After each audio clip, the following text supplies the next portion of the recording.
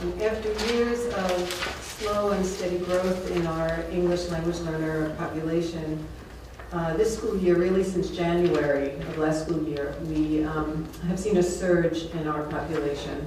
And I'd like to share some of the data with you briefly. Previously, our English language learners were about 12% of our school population, and now they're 14%.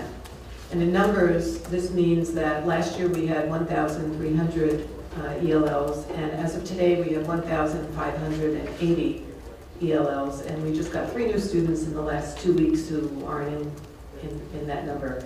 They keep coming. So this represents about a 22% increase in 1 year. Some of this increase is due to the fact that the state has raised the bar for exiting our ELL students from the program, but even taking that into consideration, we still have a 15% real increase in our population.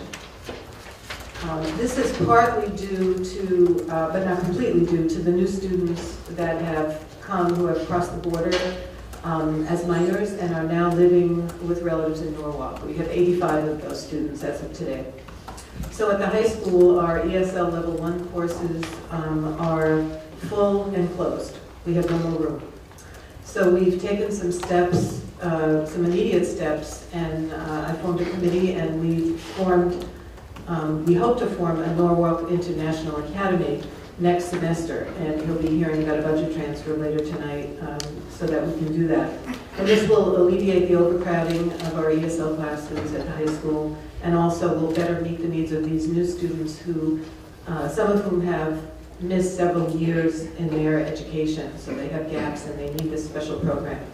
So the teachers that we're asking for now will also be needed next year as our students move up the levels of ESL and as we get new Level 1 students, which we always do.